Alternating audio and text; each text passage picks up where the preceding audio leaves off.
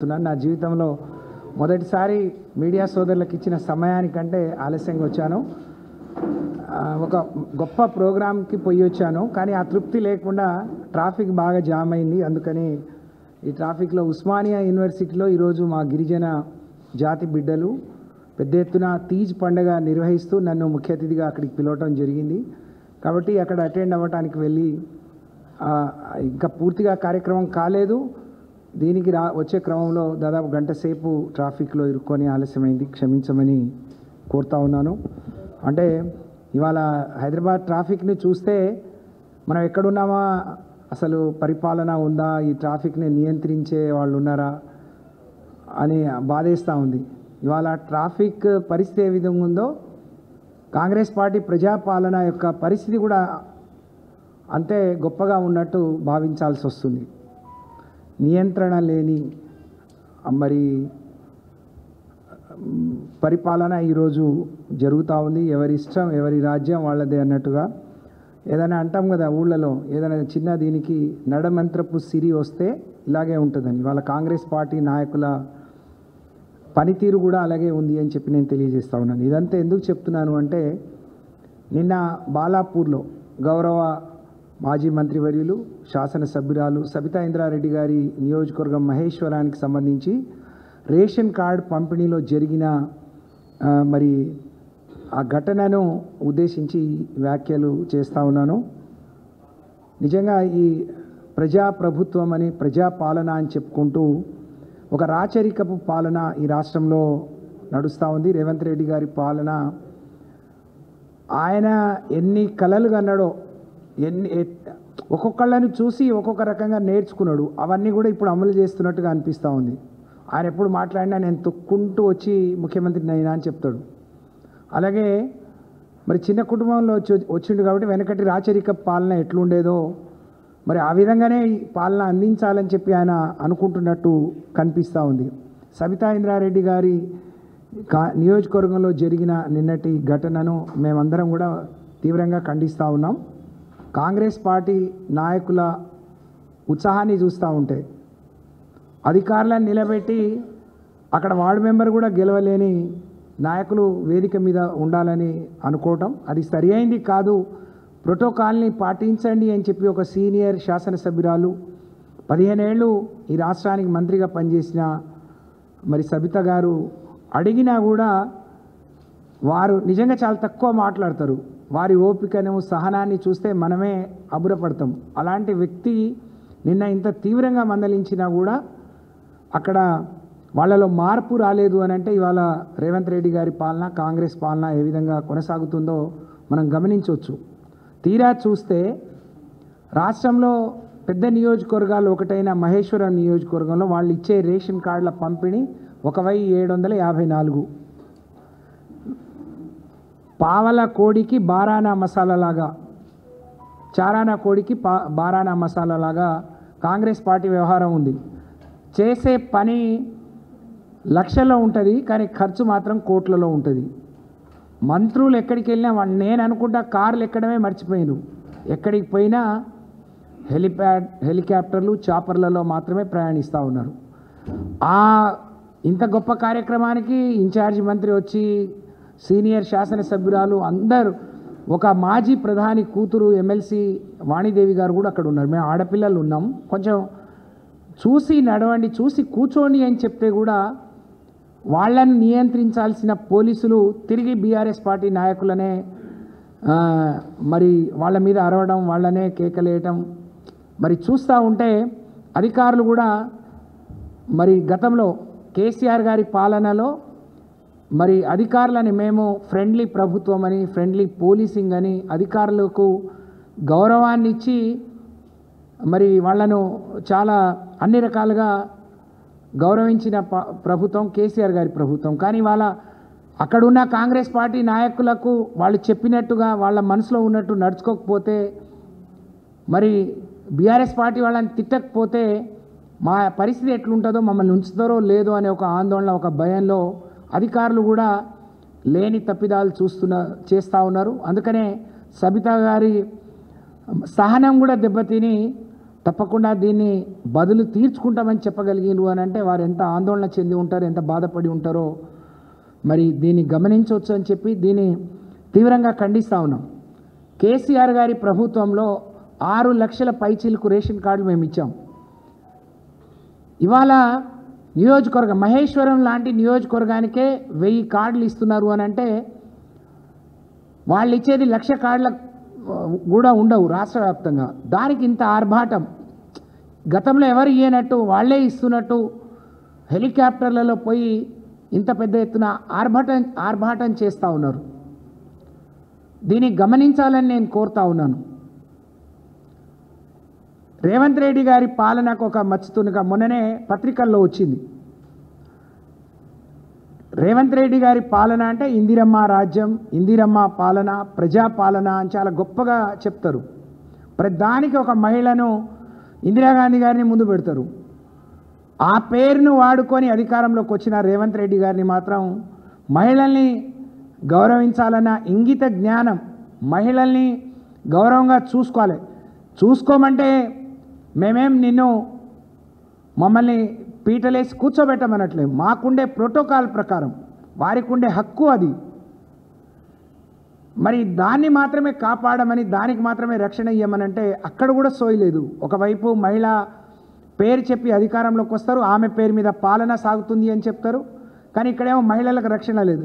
మహిళలకే కాదు, రాష్ట్రంలో బీఆర్ఎస్ పార్టీ శాసనసభ్యులు ఎక్కడున్నా కూడా ఇదే తీరును అవలంబిస్తున్నారు. ఇన్ని రోజులు మీరు కొత్తగా వచ్చిండ్రు, ఏదో కొత్తగా పెత్తనం వచ్చింది 4 రోజులు మరి మేము సహించాం. కానీ రాబోయే రోజుల్లో ఇలాంటి ఘటనలు పునరావృతమైతే తప్పకుండా అక్కడ దానికి బాధ్యులైన కాంగ్రెస్ పార్టీ నాయకులు కావచ్చు, ప్రజాప్రతినిధులు కావచ్చు, వారికి సరైన రీతిలో బుద్ధి చెప్పే విధంగా మేము తప్పకుండా బీఆర్ఎస్ పార్టీ మేము పనిచేస్తామని చెప్పి నేను ఈ సందర్భంగా తెలియజేస్తూ ఉన్నాను. మరి నేను ఇందాక అన్నట్టు ఇందిరమ్మ అధికారంలోకి రాగానే ఇందిరమ్మ ఇండ్లు అన్నారు. ఇందిరమ్మ ఇండ్లు పూర్తి అయినట్టు రేషన్ కార్డులకు పోయిండు. కానీ ఇందిరమ్మ ఇండ్ల గతి ఏందో నిన్ననే పేపర్లలో వచ్చింది. ఈ రాష్ట్రంలో 4 లక్షల ఇండ్లు ఇస్తున్నాం, ప్రతి నియోజకవర్గానికి 3,500 ఇండ్లు ఇస్తున్నాం. ఎవరైనా పరపతి ఉండి కొంచెం పెద్ద నోరు ఉంటే వాళ్ళకి కొంచెం ఎక్కువ ఇచ్చుకున్నారు. ఇదంతా పేపర్ల మీదే చూస్తాం. కానీ మొన్నటి వరకు వాళ్ళు పూర్తి చేసిన ఇండ్ల సంఖ్య 2 మాత్రమే. 2వ గృహప్రవేశం అయిందని చెప్పిండ్రు. అంటే 4 లక్షల ఇండ్లు 20 నెలల్లో మీరు 2 పూర్తి చేసిందంటే మీ పాలన ఎంత గొప్పగా ఉందనే దానికి ఈ 2 ఇండ్లు పూర్తి చేసుకోవడమే నిదర్శనం అని చెప్పి నేను ఈ సందర్భంగా తెలియజేస్తా ఉన్నాను. 4 లక్షల ఇండ్లకు 2 ఇండ్లు పూర్తి చేసుకున్నారు. 2 పూర్తి చేసుకున్నారు. అందులో 1,700 చిల్లర అనర్హులు, అప్పటికే బేస్మెంట్లు ఉన్నాయి, కట్టడం పూర్తయిన వాటిని మరి అధికారులు వాళ్ళకి తప్పుడు బిల్లులు ఇచ్చారు కాబట్టి వాళ్ళ మీద చర్యలు తీసుకుంటామన్నారు. నేను సవాల్ విసురుతా ఉన్నాను. మీరు ఇచ్చినవి 4 లక్షలు, మిగతా అర్హుల సంఖ్య ఏదో చెప్పాలని నేను డిమాండ్ చేస్తూ ఉన్నా. అంటే 2 కట్టడానికి 20 నెలలు పట్టింది, 4 లక్షలు కట్టడానికి మీకు ఎన్ని రోజులు పడుతుంది?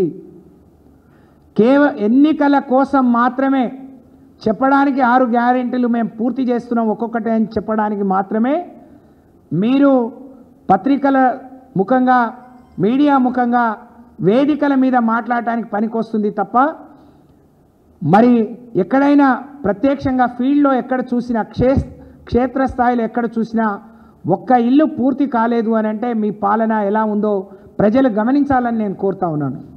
ముందేమన్నారు 4 లక్షల ఇండ్లు ఇచ్చేసినామని చెప్పారు. ఆ రోజు 500కే సిలిండర్లు అన్నారు. అర్హులు 90 లక్షల మంది అప్లై చేస్తే 50 లక్షల పైచిలకే ఇచ్చారు. అది కూడా కండిషనల్.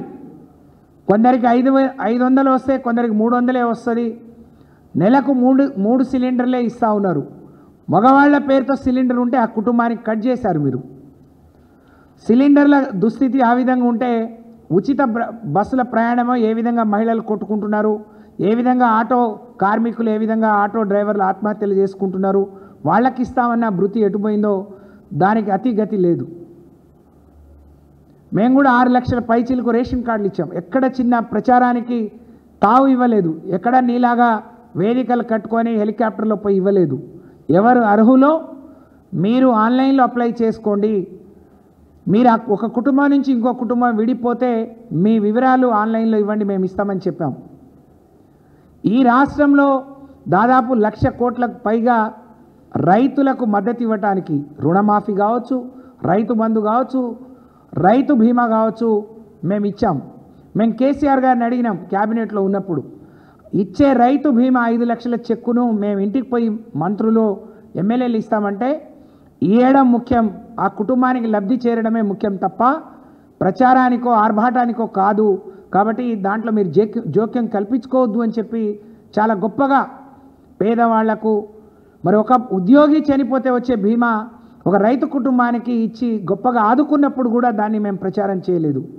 కానీ మీరిచ్చే వందల రేషన్ కార్డులు కోసం మరి వేల మంది కాంగ్రెస్ పార్టీ నాయకులను పోగు చేసి మరి లేని ఆర్భాటం చేసి ప్రభుత్వ సొమ్మును దుర్వినియోగం చేస్తూ ఈరోజు మీరు ఆర్భాటం చేసుకుంటూ అక్కడ బీఆర్ఎస్ పార్టీ కార్యకర్తలను, అక్కడికి వచ్చే ప్రజానికానికి బీఆర్ఎస్ పార్టీ ప్రజాప్రతినిధులను ఇబ్బందికి గురి చేయాలని మీరు చేయటం నిజంగా చాలా దురదృష్టకరం. ఇది దుర్మార్గం, దీన్ని తీవ్రంగా ఖండిస్తున్నాం. రాబోయే రోజుల్లో మేము ఇలాగే చేయొచ్చు, మరి ఏదైనా మరి ఏం చేసినా నడుస్తుంది, అధికారులు మేము చెప్పినట్టు వింటున్నారు అని మీరు భ్రమపడితే అది మీ పగటి కళ అయితే తప్ప మీ ఆటలు సాగవు రేవంత్ రెడ్డి గారు, కాంగ్రెస్ పార్టీ నాయకులు, కాంగ్రెస్ ప్రభుత్వం అని చెప్పి హెచ్చరిస్తూ ఉన్నాం. మొన్న అన్యాయంగా మా ఇక్కడ కౌన్సిలర్ కార్పొరేటర్ని దేదీప్యను కూడా ఇదే విధంగా ఇబ్బంది పెట్టారు. డ్రైవర్ వారించిన ఒక ఆడపిల్లని కూడా చూడకుండా అన్యాయంగా మరి ఆమె మీద దాడి చేసే ప్రయత్నం చేశారు, దాడి చేశారు. అంటే ఏమనుకుంటున్నారు? ఇవాళ రాష్ట్రంగా వ్యాప్తంగా శాంతి భద్రతలు క్షీణించిపోయినాయి. ఎప్పుడు ఎవరి మీద దాడి జరుగుతుందో, ఎవరి మీద ఏమవుతుందో అర్థం కాని పరిస్థితి. అలాంటి పరిస్థితిలో ప్రజాప్రతినిధులకు కూడా రక్షణ లేకుండా వాళ్ళకు కూడా మరి ఇలాంటి పరిస్థితి కల్పిస్తే సామాన్యుల పరిస్థితి ఏంటి అని చెప్పి మేము ప్రశ్నిస్తూ ఉన్నాం ఈ ప్రభుత్వాన్ని. ఇవాళ హైదరాబాద్లో కానీ ఇక్కడెక్కడ ఒక నాదుడు లేడు. మొత్తం బీసీ రిజర్వేషన్ సాధన పేరిట ఢిల్లీలో మరి మీరు ఒక కొత్త డ్రామాకు శ్రీకారం చుట్టారు. హైదరాబాద్లో ఇన్ని రోజులు అసెంబ్లీ సాక్షిగా, క్యాబినెట్ సాక్షిగా, కౌన్సిల్ సాక్షిగా, రాజ్భవన్ సాక్షిగా చేసిన డ్రామాలు సరిపోలేదని వాళ్ళ ఢిల్లీలో కొత్త డ్రామాకు శ్రీకారం చుట్టారు. అది మా బీసీ నాయకులు గమనిస్తూ ఉన్నారు. రాబోయే రోజుల్లో తప్పకుండా వాళ్ళు మీకు తగిన బుద్ధి చెప్తారు. కానీ మీరు మాత్రం మేము చేసే ఏదైనా మేము పిల్లి కళ్ళు మూసుకొని పాలు తాగి లోకమంతా చీకటిగా ఉన్నట్టు భ్రమపడితే, రేవంత్ రెడ్డి గారు కాంగ్రెస్ వాళ్ళు అదే విధంగా భ్రమపడితే మరి ఇది మీ భ్రమ, మీ పగటి కళ తప్ప దీన్ని మీరు మీ కళని మీరు సాకారం చేసుకోలేరు అని చెప్పి నేను ఈ సందర్భంగా తెలియజేస్తూ, నిన్న జరిగిన దుర్ఘటన ఇంకెక్కడా జరగకుండా ప్రభుత్వం బాధ్యత వహించాలి. మరి అధికారులకు మరి మంత్రులు స్వయంగా ఒక సీనియర్ మంత్రి శ్రీధర్ బాబు గారు అక్కడ ఉన్నారు.